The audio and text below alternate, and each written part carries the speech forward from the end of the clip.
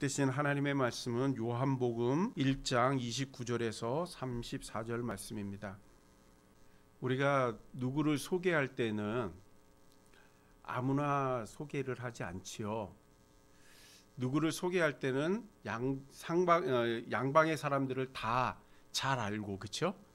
그랬을 때 이 사람을 소개해도 내가 욕을 먹지 않겠다. 그리고 이 사람을 소개했을 때에 상대방 사람이 좀 도움이 될 거야 라고 할 때 소개를 하는 거죠.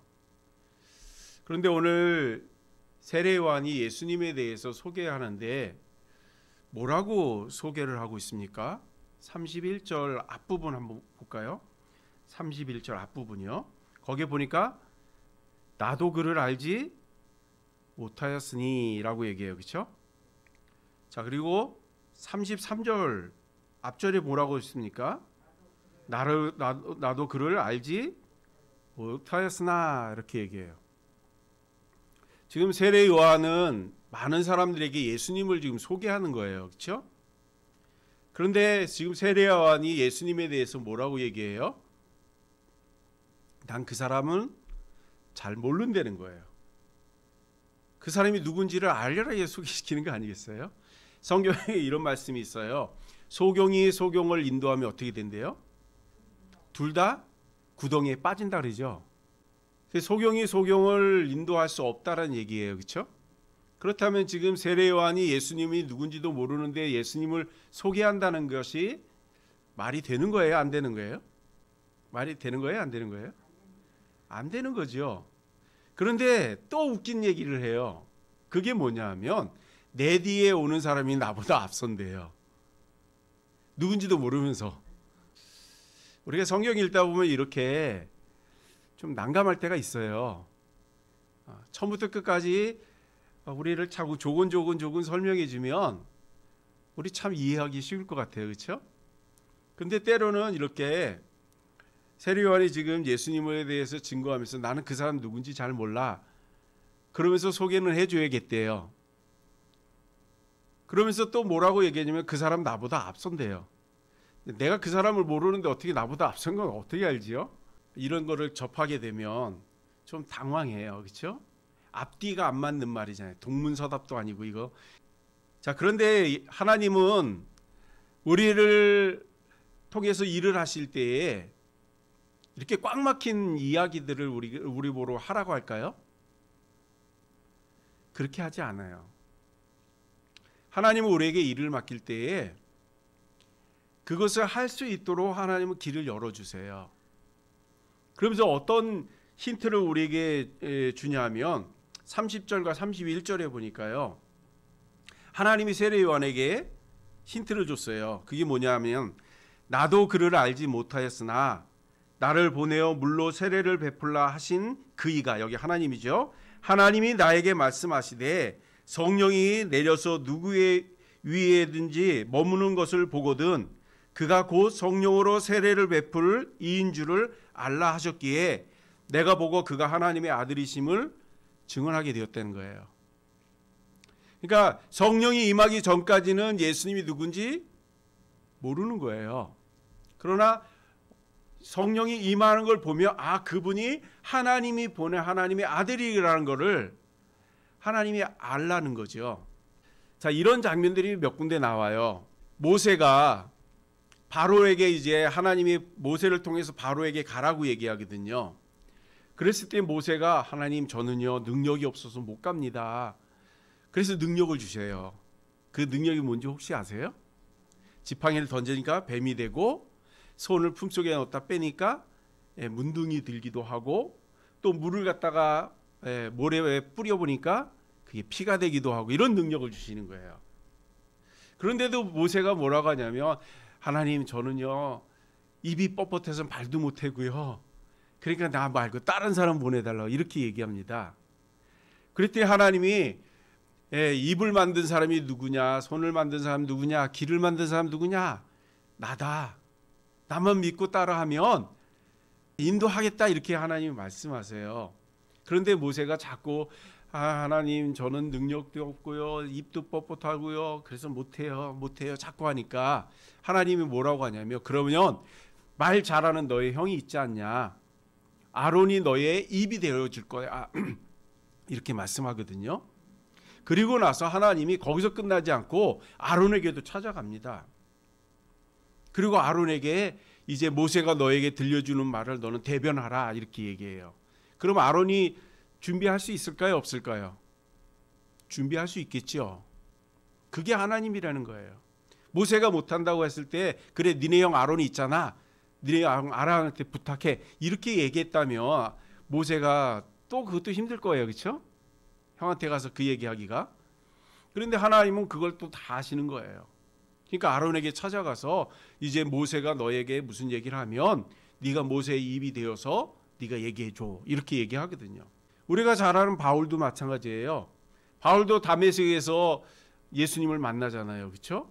그랬을 때 예수님이 바울에게 뭐라고 하냐면 너 직가로 내려가면 거기 아나니아라는 사람이 있으니 그 사람에게 가서 기도 받으라고 얘기해요. 그러면 지금 바울은 예수 믿는 사람 잡아 죽이려고 지금 다메섹으로 가는 거잖아요. 그러면 느닷없이 아나니아에게 가서 나 기도해 줘. 그러면 어떻게 될까요? 아나니아가 그래 알았어 기도해 줄까요? 아니죠. 도망가죠. 왜냐하면 지금 예수 믿는 사람 잡으러 왔으니까. 그렇죠? 근데 예수님은 거기서 끝내지 않는다는 거죠. 직가에 있는 아나니아에게 가서도 말씀하세요. 이제 예루살렘에서 오는 바울이라는 사람이 있는데 그 사람을 위해서 기도해주고 눈을 떠뜨게 해라고 이렇게 얘기해요. 그러니까 아나니아가 뭐라고 하냐면 아니 안 됩니다. 왜냐하면 지금 바울은 지금 다메섹에 있는 사람 예수 믿는 사람을 다 잡아서 옥에 가두고 죽이기 위해서 오는데 어떻게 그 사람을 위해서 기도합니까? 이렇게 얘기하거든요. 그랬더니 뭐라고 말씀하세요? 아니다. 바울은 나를 위해서 임금 앞에 서고 많은 원수들 앞에 서고 내 이름 때문에 죽을 고비도 넘길 거고 힘든 일을 할 거라고. 그러고 나서 이제 아나니아가 비로소 바울에게 찾아가서 기도하고 눈을 뜨게 하는 일을 하세요. 이런 것처럼 하나님은 일을 맡길 때에 그냥 너 해 그리고 끝나는 게 아니에요. 다 책임을 져주시는 거죠. 오늘 세례 요한을 이 땅에 먼저 보낸 이유, 그것이 예수님을 예배하기 위해서거든요. 그런데 지금 세례 요한은 예수님을 한 번도 본 적이 없어요. 그리스도를 본 적이 없어요. 그러니까 그 누군지는 잘 몰라요. 그렇죠. 하나님이 뭐라고 얘기했냐면 성령이 임하면 그 사람이 내가 보낸 사람인 걸 알아라. 이런 말씀을 주셨다는 거죠. 세례 요한이 세례 베풀 때 예수님에게 세례를 베풀게 되죠. 그랬을 때 성령이 비둘기같이 임하는 것을 봤다 이렇게 얘기해요. 31절의 이야기가 그 얘기 아니겠습니까? 봤다. 그 장면을 마태도 이야기합니다. 마태복음 3장 16절에서 17절에 보니까요. 예수께서 세례를 받으시고 곧 물에서 올라올새 하늘이 열리고 하나님의 성령이 비둘기같이 내려 자기 위에 임하심을 보시더니 하늘로부터 소리가 있어 말씀하시되 이는 내 사랑하는 아들이요 내 기뻐하는 자라 하는 이야기를 들려주세요. 자, 그러면 세례 요한이 예수님에게 세례를 주고 예수님이 하나님이 보낸 그 사람이라는 거 알까요 모를까요? 알까요 모를까요? 알죠. 성령이 뭔지를 이때까지만 해도 세례 요한도 잘 몰라요. 성령을 만나본 적이 없으니까. 그러니까 잘 몰라요. 그렇지만 예수님에게 세례를 베풀 때 성령이 비둘기같이 임하는 걸 봤다는 거예요. 눈으로. 그래서 좀 착시 현상도 있을 수 있어요. 그렇죠? 보기는 봤지만 저기 이게 그건가? 막 혼돈이 될 수도 있을 것 같아요. 왜냐하면 성령을 본 적이 없으니까. 그러니까 하나님이 또 확증을 주시잖아요. 보여만 주시는 게 아니라 말로도 하셔요. 어떻게 해요? 마태복음 우리가 읽은 데 보니까 이는 내 사랑하는 아들이요 내 기뻐하는 자라 하는 하나님의 음성까지 들려주시는 거예요. 자, 그렇다면 예수님이 하나님이 보낸 그 사람인 걸 알까요 모를까요? 확실하게 알지요. 성령님이 누군지는 몰랐었지만 눈으로 보고 귀로 하나님의 음성을 들었기 때문에 이분이 예수님이고 하나님이 보낸 그리스도라는 것을 확신할 수 있는 거죠. 그리고 나서 29절에 세례 요한이 뭐라고 고백합니까? 이튿날 요한이 예수께서 자기에게 나오심을 보고 이르되 보라 세상 죄를 지고 가는 하나님의 아들이라고 고백을 하는 겁니다. 예수님은 어떤 분이세요? 예수님은 하나님의 아들로서 이 땅에 있는 모든 인류를 구원하기 위해서 하늘의 영광을 버리시고 사람의 형체를 입고 종의 모습을 이곳에 오셨다고 말씀하시잖아요. 그리고 이 땅에 오셔서 하나님의 영광을 위해서 말씀을 증거하기도 하고 전도를 하기도 하고 병든 자를 고치기도 하고 기적과 이적을 이루시면서 하나님의 아들인 것을 보여주시잖아요. 근데 거기서 끝났다면 예수님이 오셔서 저분은 하나님의 아들인가 봐. 그리고 끝날 수 있어요. 그러나 예수님이 이 땅에 오신 최종 목적이 뭐예요? 내가 하나님의 아들이라는 걸 알려주기 위해서 오신 건가요? 아니죠. 그럼 뭐 때문에 오셨어요? 우리의 죄를 사해주기 위해서. 그렇죠. 사해주기 위해서 오신 거예요. 그게 예수님이 오신 목적이잖아요. 그러니까 예수님께서는 우리의 죄를 사해주기 위해서 오신 거예요. 왜냐하면 예수님이 오셔서 우리의 죄를 사해 주시지 않으면 우리는 모두 다 의인은 없나니 한 사람도 없기 때문에 하나님의 영광을 이룰 자가 없다고 얘기했죠. 그렇다면 우리는 다 이 땅에서 하나님 영광을 보지 못하고 다 죽어야 할 사람들인 거예요. 그런데 예수님이 오셔서 우리 한 사람 한 사람 다 이름을 부르시면서 구원하기 위해서 오셨다는 거예요. 그리고 우리의 죄를 낱낱이 다 알고 계시기 때문에 십자가에 올라가셔서 우리의 그 죄값 하나하나를 다 담당하시는 거예요. 우리가 태어나서부터 지금까지 내가 진 죄 다 기억나세요? 안 나죠? 자, 그러면 우리 회개를 어떻게 하죠? 우리가 우리의 죄를 다 낱낱이 고백할 수 없어요. 그렇지만 예수님은 우리의 머리부터 발끝까지 세신 바 되시는 분이에요. 그렇기 때문에 우리가 뭔 잘못을 했는지도 다 아신다는 거죠. 그러니까 우리의 죄를 한 개도 없게 만들기 위해서 우리 한 사람 한 사람의 모든 죄를 다 짊어지시고 십자가에 올라가신 거예요. 그리고 대속의 제물로 드렸다는 거죠. 자, 이때까지만 해도 유대인들은 제사 그러면 양을 잡아서 그 피로 하나님께 올려드리는 거잖아요. 그렇죠? 그런데 예수님은 모든 율법의 완성이 되시는 분이기 때문에 예수님이 어린 양이 되시는 거예요. 친히.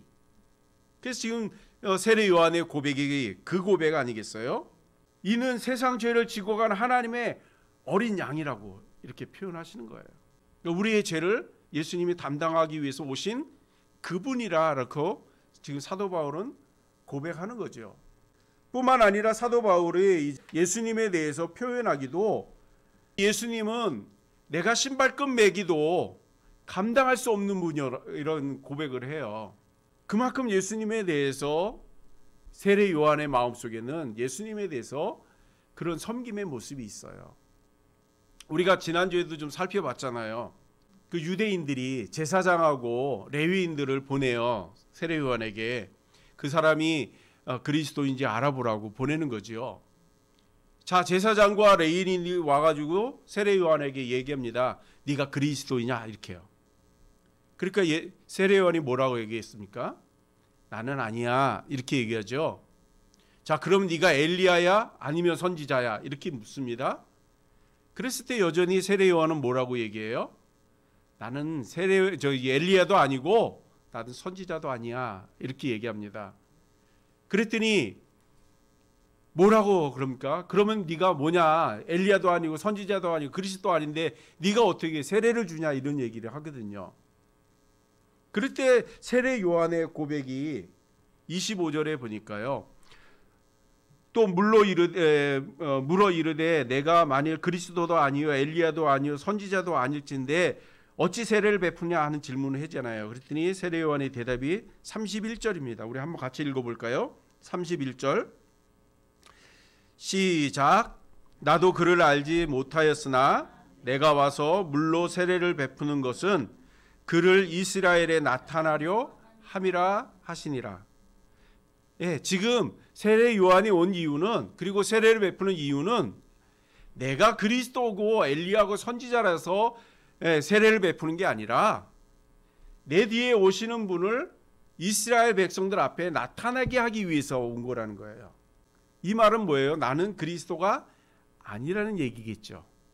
내 뒤에 올 사람들을 내가 소개하기 위함이라는 거죠.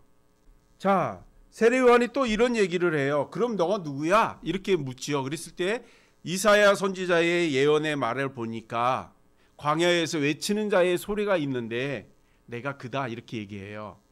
자, 외치는 자의 소리가 뭘까요? 소리가 형체를 가지고 있나요? 이 소리는 눈에 보여요? 안 보이니까 형체가 없는 거죠. 자, 그러면 우리가 소리를 듣고서 그 소리를 기억하고 있나요? 소리는 형체가 없기 때문에 그냥 지나갈 뿐인 거예요.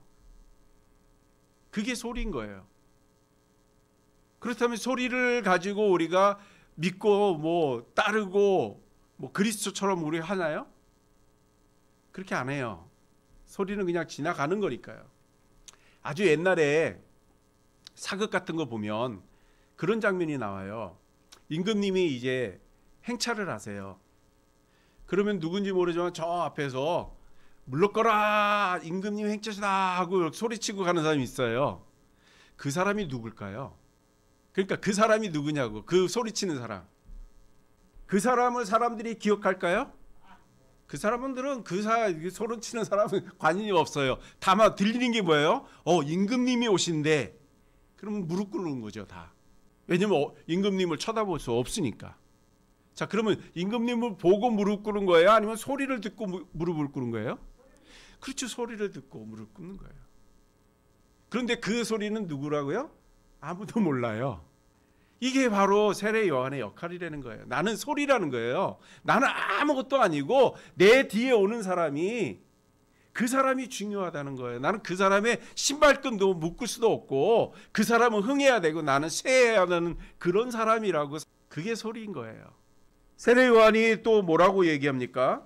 나는 소리라, 이렇게 얘기했잖아요. 그게 이사야의 글에 의하면 이라는 얘기를 했어요. 그렇죠? 그럼 이사야에서도 봐야죠. 이사야에서 소리가 어떻게 증거가 되는지. 이사야서 40장 3절과 4절에 보니까요. 외치는 자의 소리여 이르되 너희는 광야에서 여호와의 길을 예비하라. 사막에서 우리 하나님의 대로를 평탄케 하라. 골짜기마다 두두우며 산마다 언덕마다 낮아지며 고르지 아니한 곳이 평안케 되며 험한 곳이 평지가 될 것이다, 이렇게 얘기합니다. 자, 소리가 와서 하는 일이 뭐라고요? 골짜기를 다 메우고요, 언덕을 낮아지게 하고요, 그리고 고르지 않은 곳을 평탄케 하고요, 험난한 곳을 평지로 만드는 일을 하기 위해서 왔다는 거예요. 자, 임금님이 지나갈 때 소리 지른 사람이 평정을 하나요, 안 하나요? 아까 우리 차집사님 말한 것처럼 물러가라, 임금님이 행차시다 이랬는데 거기에서 막 얼굴 들고 막 왔다 갔다 하는 사람 있으면 군인들이 가만히 있나요? 잡아다 오게 가든거나 죽이잖아요. 그렇죠? 그러니까 그런 것도 아마 방지할 거예요. 그렇죠? 사람들에게 왔다 갔다 못하게. 그게 평지 작업하는 거 아니겠어요? 다 무릎 꿇게 하고 임금님이 편하게 행차하게 하는 거, 그게 평지를 만드는 일이잖아요. 누가 했다고요? 세례 요한이요.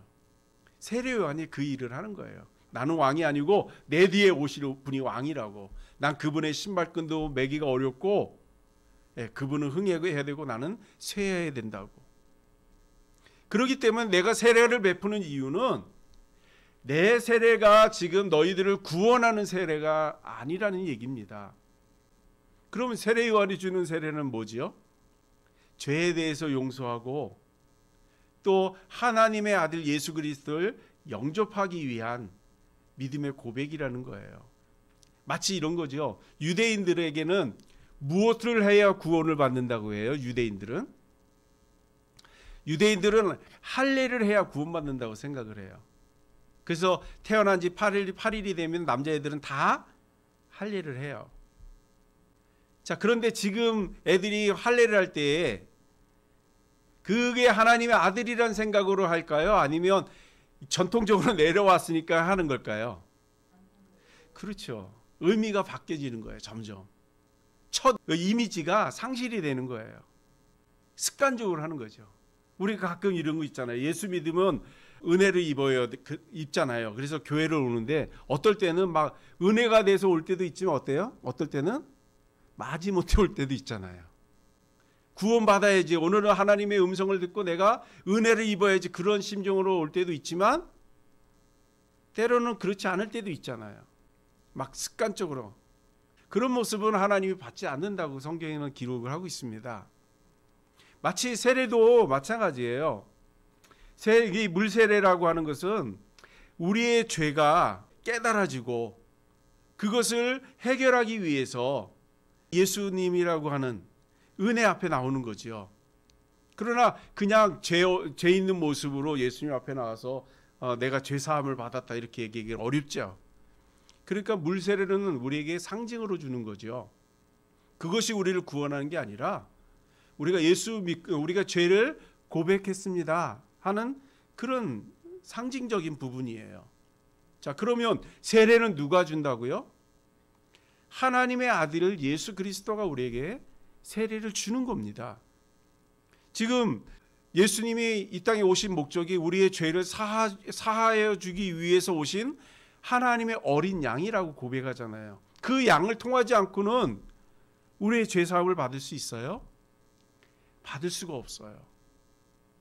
자, 그러면 성령 세례라고 하는 것은 누구나 다 받을 수 있어요? 누구나 받을 수 없어요. 그럼 누가 받아요? 예수를 구주로 영접하는 사람들이 성령 세례를 받을 수 있는 겁니다. 나 그래도 예수 믿었는데 성령 세례 다 받은 거 아니에요? 이렇게 얘기하고 싶을 수 있어요. 그러나 성경에는 그렇지 않다라고 이야기합니다. 사도 바울이 이제 복음을 전하다가 에베소로 가게 됩니다. 그 에베소에 갔을 때에 이제 어떤 제자들을 만나요. 그들과 쭉 이야기하다가 보니까 세례 이야기가 나온 거예요. 그래서 이 사도 바울이 묻습니다. 너희들은 어떤 세례를 받았는데? 이렇게 얘기해요. 그랬더니 우리는 요한의 세례를 받았습니다. 이렇게 대답합니다. 그래서 너희들 성령 세례는 얘기 못 들었니? 그랬더니 우린 그거 있는 것조차도 모른다는 거예요. 자, 물 세례와 성령 세례가 같은 걸까요? 아니죠. 예수님의 제자가 됐다 그러면 분명히 세례를 받았어요. 그렇죠? 그런데 누구의 세례를 받았대요? 요한의 세례를 받았다는 거예요. 예수를 구주로 영접할 때에 물세례를 받는 거예요. 그리고 이제 우리가 저번에 우리 차 집사님이 그랬던 것 같아요. 우리가 계속 닮아가야 된다고, 예수님을. 예수님이 우리의 아버지가 되고 예수님이 우리의 선생님이 되고 우리의 임금님이 되고 그분을 따라가는 거예요. 계속 배워가는 거죠. 알아가는 거예요. 동행하는 거예요. 그럴 때 우리가 성령이 우리에게 임하게 되는 거죠. 그래서 사도행전 19장 4절과 7절에 보니까 바울이 이렇게 얘기합니다. 바울이 이르되 요한의 회개의 세례를 베풀며 백성에게 말하되 내 뒤에 오시는 이를 믿으라 하였으니 이는 곧 예수라 하거늘 그들이 듣고 주 예수의 이름으로 세례를 받으니 바울이 그들에게 안수하매 성령이 그에게 임함으로 방언하고 예언도 하니 모두 12명쯤 되었다. 이렇게 얘기해요. 세례를 받았어요. 그렇죠? 물 세례를. 그러나 거기서 끝나서는 안 된다는 거죠. 그럼 어떤 세례를 받아야 돼요? 성령 세례를 받아야 돼요. 그런데 그 성령 세례는 어떻게 받을 수 있다고요? 예수가 그리스도됨을 확실하게 믿는 거예요. 이분이 하나님의 아들이라는 것을 그냥 입으로만 시인하는 게 아니라 내 마음속 깊은 곳에서 그분을 구주로 영접하는 거예요. 그럴 때 성령이 그에게 임하시는 거죠. 예수님께서 승천하시면서 제자들에게 예루살렘을 떠나지 말고 하나님이 약속한 것을 기다려라 하고 말씀을 해요. 그랬을 때 제자들이 예루살렘에 모여서 간절히 예수님의 이름으로 기도하잖아요. 그럴 때 어떻게 했다고요? 성령이 임했다 이렇게 얘기합니다. 뿐만 아니라 사도행전 10장에 보면 고넬료라고 하는 이방인이 있어요. 최초의 성령 세례를 받은 사람인데요. 그 사람도 예수님에 대해서 잘 알았던 사람이에요. 그래서 예수님의 이름으로 구제도 하고 봉사도 많이 합니다. 그런데 그 고넬료에게 갈급한 게 있어요. 그 갈급한 게 뭐예요? 성령입니다. 그 어느 날 기도하는데 하나님께서 고넬료에게 얘기해요. 너 이제 그 베드로라고 하는 사람을 초청해라. 그래서 베드로를 초청해가지고 베드로가 이 고넬료의 집으로 가는데요. 가기 직전에 베드로가 하도 배가 고파가지고 이제 밥을 먹어야 되겠는데 잠깐 밥이 나오는 동안에 잠깐 시간이 있어서 다락방에서 기도를 합니다. 아마 있었던 일들에 대해서 기도를 하고 있었겠죠. 그랬을 때 환상을 봅니다. 어떤 환상을 보냐면 하늘에서 보자기가 내려오는데 그 안에 먹을 수 없는 불결한 음식들이 있는 거예요. 그러니까 베드로가 얼른 치워버리죠. 그런데 소리가 있습니다. 베드로야 그거 다 먹어라 이렇게요. 잡아먹어라. 그랬더니 베드로가 뭐라고 하냐면 주님 나는 이런 불길한 음식 안 먹습니다. 어렸을 때부터 안 먹었어요. 이런 얘기를 해요. 그랬더니 뭐라고 말씀하냐면 내가 주는 건데 왜 그게 불결하냐고. 이런 일이 3번 있고 난 다음에 고넬료의 집에서 사람이 오는 겁니다.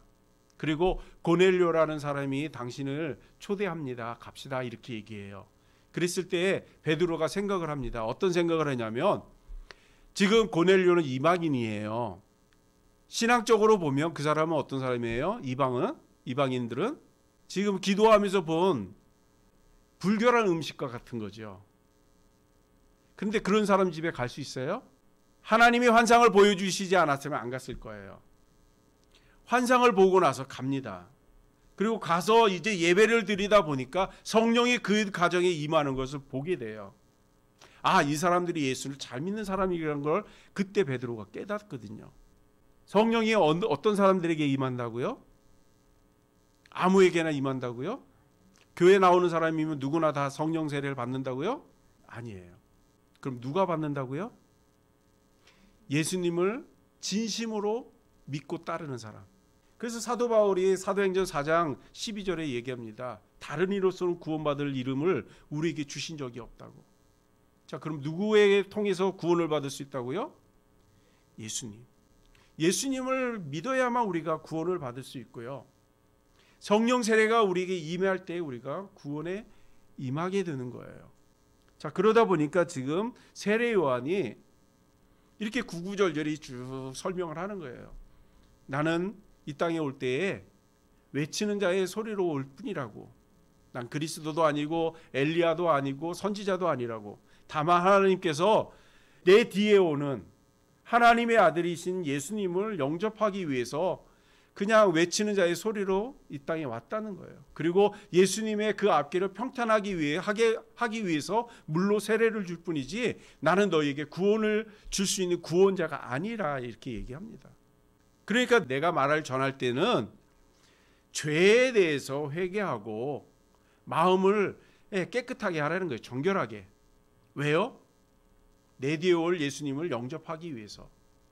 그리고 예수님을 영접하면 그분이 너희들의 구원의 문제를 해결할 거고 영원한 삶에 대한 이 문제를 해결해 주실 거라고.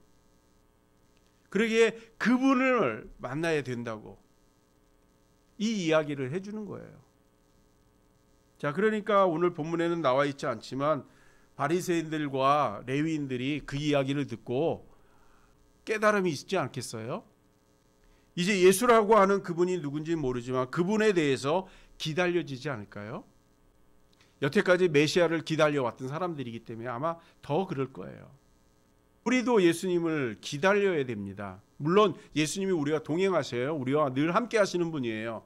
그러나 재림주로 오신다고 또 말씀하시잖아요. 그렇죠? 그러기에 우리가 그 예수님을 기다려야 됩니다. 그러면 어떤 마음으로 기다려야 될까요? 오늘 세례 요한이 이야기하는 것처럼 내 마음속에 진정한 예수 그리스도의 그 마음을 담는 거예요.